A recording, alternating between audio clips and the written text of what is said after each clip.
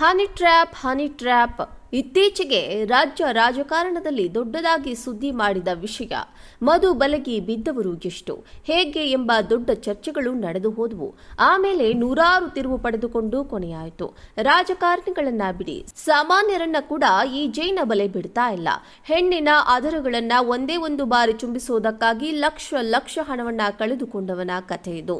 ಇಂಥದ್ದೊಂದು ಘಟನೆ ಬೆಂಗಳೂರಿನ ಮಹಾಲಕ್ಷ್ಮಿ ಲೇಔಟ್ನಲ್ಲಿ ನಡೆದಿದೆ. ಬೆಂಗಳೂರಿನ ಸಿಸಿಬಿ ಪೊಲೀಸರು ಶಿಕ್ಷಕಿ ಶ್ರೀದೇವಿ ಗಣೇಶ್ ಕಾಳೆ ಹಾಗೂ ಸಾಗರ್ ಮೋರೆ ಎಂಬ ಮೂವರನ್ನ ಈ ಪ್ರಕರಣವೊಂದರಲ್ಲಿ ಬಂಧಿಸಿದ್ದಾರೆ.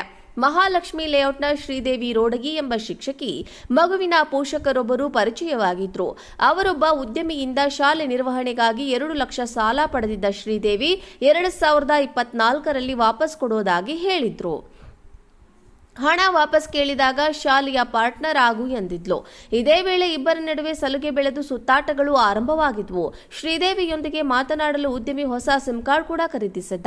ಜನವರಿ ಮೊದಲ ವಾರದಲ್ಲಿ ಹಣ ವಾಪಸ್ ಕೇಳಿದಾಗ ನಿನಗೇನು ಬೇಕು ಕೇಳು ಕೊಡ್ತೇನೆ ಎಂದ ಶ್ರೀದೇವಿ ಉದ್ಯಮಿಗೆ 5 ಬಾರಿ ತುಟಿಗೆ ತುಟಿ ಬೆಸೆದು ಮುತ್ತಿಟ್ಟು 50,000 ರೂಪಾಯಿ ತೆಗೆದುಕೊಂಡು ಹೋಗಿದ್ಲು.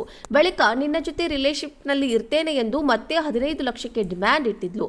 ಪದೇ ಹಣಕ್ಕೆ ಡಿಮ್ಯಾಂಡ್ ಮಾಡ್ತಿದ್ದರಿಂದ ಸಿಮ್ ಮುರಿದು ಬಿಸಾಕಿದ್ದ ಉದ್ಯಮಿ. ಕೊನೆಗೆ ಆತನ ಪತ್ತಿಗೆ ಕರೆ ಮಾಡಿದ ಶ್ರೀದೇವಿ ಮಕ್ಕಳ ಸ್ಕೂಲ್ ಟಿಸಿ ಕೊಡ್ತೇನೆ, ನಿಮ್ಮ ಪತಿಯನ್ನ ಕಳಿಸಿ ಎಂದಿದ್ಲು.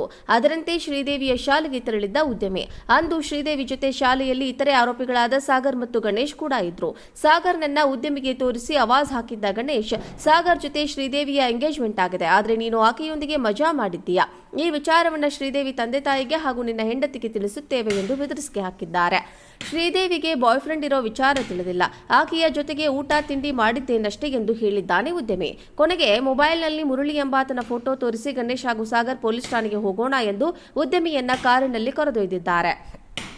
ಮಹಾಲಕ್ಷ್ಮಿ ಲೇಔಟ್ನ ಉದ್ಯಮಿ ಮನೆಯ ಬಳಿಯೇ ಹಣಕ್ಕೆ ಡಿಮ್ಯಾಂಡ್ ಇಟ್ಟಿದ್ದಾರೆ. ಇಲ್ಲವಾದಲ್ಲಿ ನಿನ್ನ ಹೆಂಡತಿಗೆ ಈ ವಿಚಾರ ತಿಳಿಸಿ ಅವಳನ್ನ ಕರೆದೊಯ್ತೀವಿ ಎಂದು ಬ್ಲಾಕ್ ಮೇಲ್ ಮಾಡಿದ್ದಾರೆ.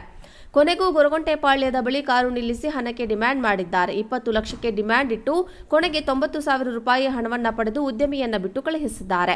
ಮಾರ್ಚ್ 17ರಿಂದ ಮತ್ತೆ ಉದ್ಯಮಿಗೆ ಕರೆ ಮಾಡಿದ ಶ್ರೀದೇವಿ ಮತ್ತೆ 15 ಲಕ್ಷ ಕೊಡುವಂತೆ ಬೇಡಿಕೆ ಇಟ್ಟಿದ್ದಾಳೆ. ಹಣ ಕೊಟ್ಟರೆ ಅಶ್ಲೀಲ ವಿಡಿಯೋ ಚಾಟಿಂಗ್ ಡಿಲೀಟ್ ಮಾಡ್ತೀನಿ, ಇಲ್ಲವಾದರೆ ನಿನ್ನ ಪತ್ತಿಗೆ ತೋರಿಸಿ ನಿನ್ನ ಸಂಸಾರವನ್ನ ಹಾಳು ಮಾಡುತ್ತೇನೆ ಎಂದು ಬ್ಲಾಕ್ ಮೇಲ್ ಮಾಡಿದ್ದಾಳೆ.